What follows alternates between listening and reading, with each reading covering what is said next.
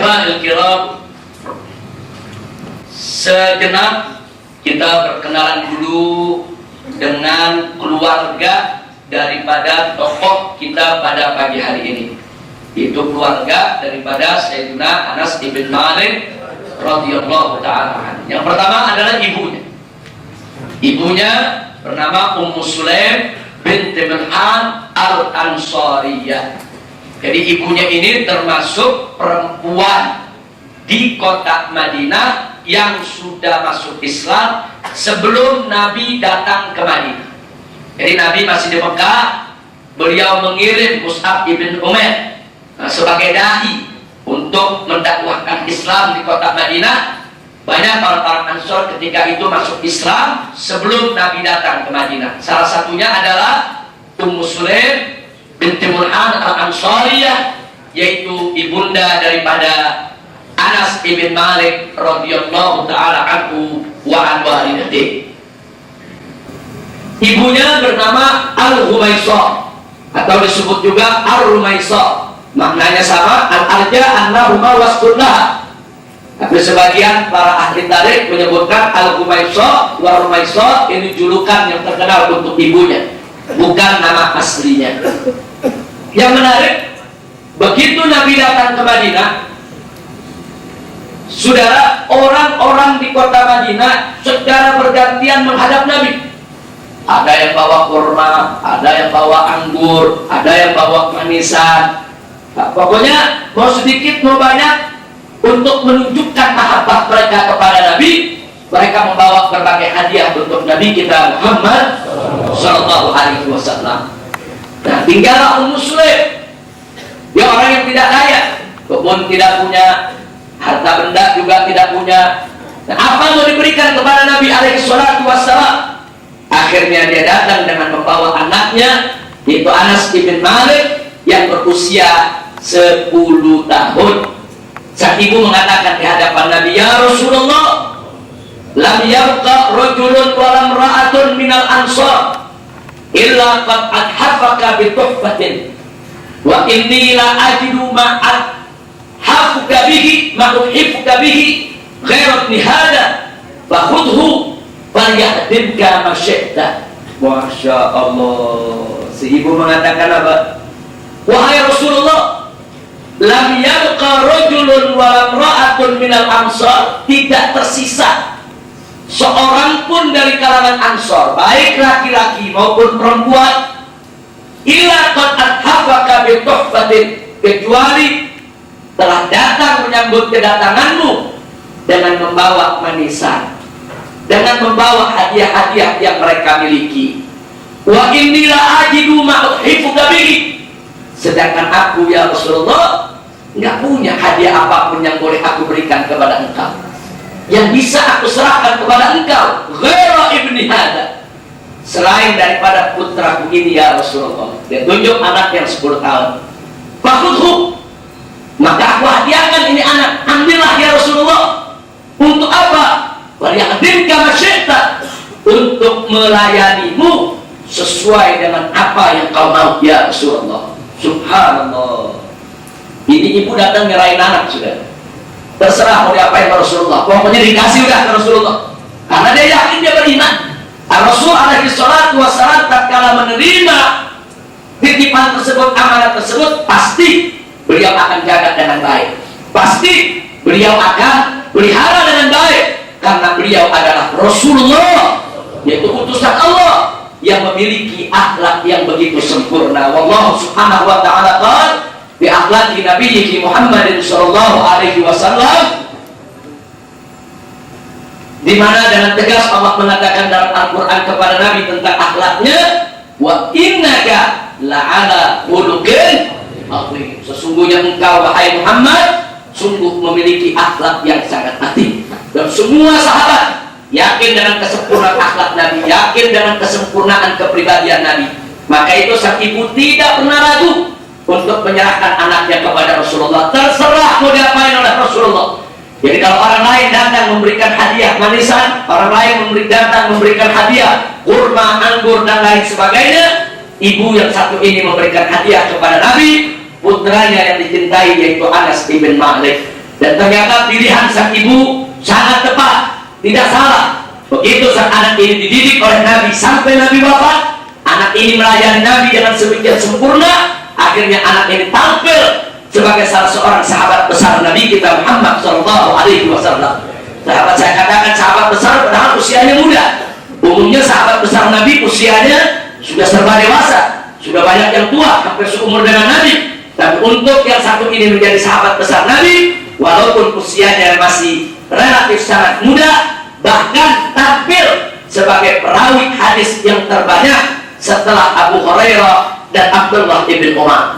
Jadi satu pilihan yang tepat yang dipilih oleh seorang perempuan sahabat Nabi kita Muhammad SAW yang bernama Ummu Sulaim binti Mulham al-Ansariyah. Jadi Anda bisa lihat, jadi apa yang ada di ibu ada di anak.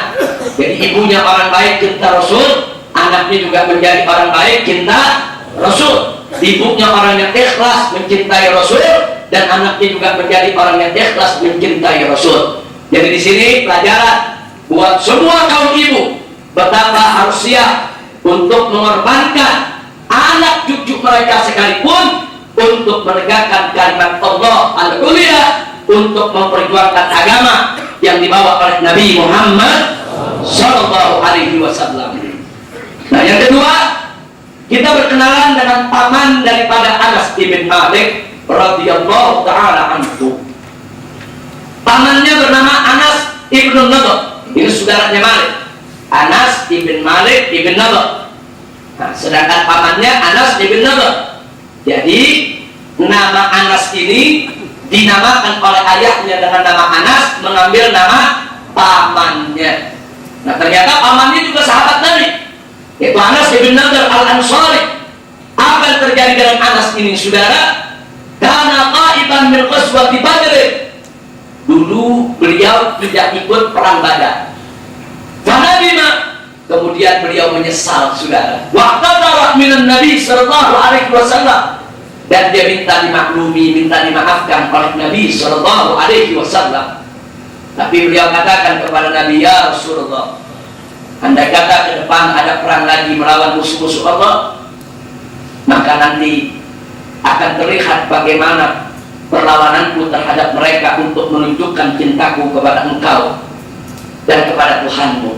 Nah, ini yang disampaikan. Jadi beliau menyesal betul, beliau tidak ikut dalam perang Badar. Nah, kemudian terjadilah perang Uhud. Begitu perang Uhud, beliau ikut bersama Nabi alaihi salatu wassalam. Nah, tatkala di perang Uhud terjadi, di mana kaum muslimin sebagian kocar-kacir diobrak-abrik oleh pasukan musuh, saudara. Nah, ketika itu Anas ibn Nadhr ini mengatakan di hadapan Sa'ad ibn Mu'adz, salah satu pimpinan daripada Khazraj, saudara, beliau katakan kepada Allah, Allahumma inni a'tadu ilaika mimma sana'u. Ya Allah, aku mohon maaf kepada engkau. Aku mohon maaf kepada engkau dengan apa yang dilakukan oleh saudara-saudaraku. Maksudnya sebagian pontang-panting, kocar-kacir, saudara, porak-poranda pasukan Nabi kita Muhammad SAW. Jadi beliau mohon maaf kepada Allah dengan apa yang beliau lihat yang dilakukan oleh sebagian kaum muslimin ketika itu. Tapi beliau juga memohon perlindungan kepada Allah dari apa-apa yang dilakukan oleh orang-orang kafir.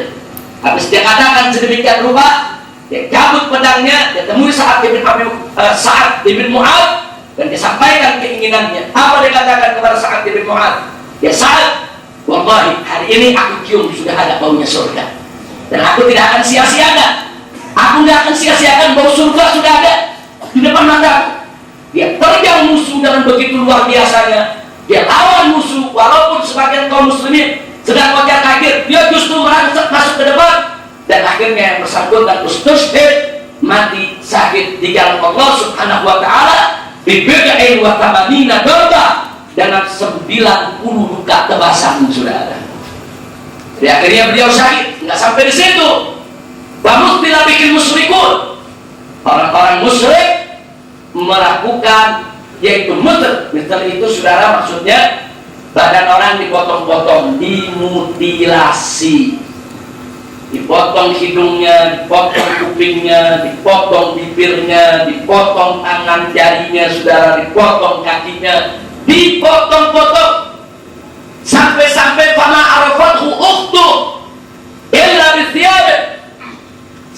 saudara perempuannya begitu diminta untuk mengenali ini mayat siapa, tidak mengenali kecuali dengan pakaiannya. Bahkan di dalam kitab Usudul Ghaba fi Ma'rifatis Sahabat, saudara, di sini disebutkan bahwa saudaranya mengenali jenazah daripada Anas ibn Nadhr al-Ansari bukan dengan bajunya, tapi di sini dikatakan yaitu fama arafathu ukhtuhu ar-Rabi' bin Nadhr illa bibanane. Jadi tidaklah saudaranya mengenali jenazah daripada Anas ibn Nadhr tadi yang gugur di medan Uhud illa bibanane, kecuali dengan jari jempolnya, saudara. Batu badan udah betul-betul dipotong-potong, dimutilasi habis oleh orang-orang kafir, nggak dikenali mukanya, tangannya, kakinya, tapi dengan perantara jempolnya ada ciri-ciri khusus yang dimiliki oleh Anas ibn Nadhr di jempolnya. Saudaranya tahu ini jenazah daripada yaitu Anas ibn Nadhr al-Ansari.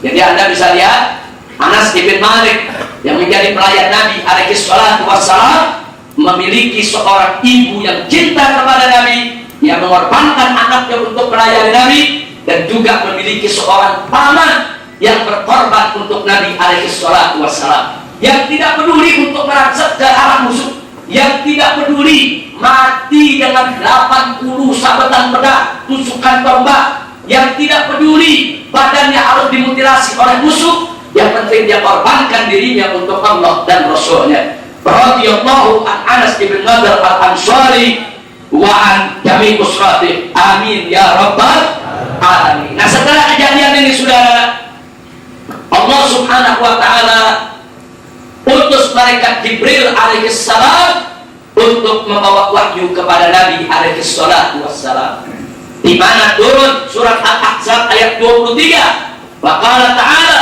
minal mu'minin rijalun shadaqu ma ahdullahu alaihi faminhum man qada nahbah wa minhum man yantazir.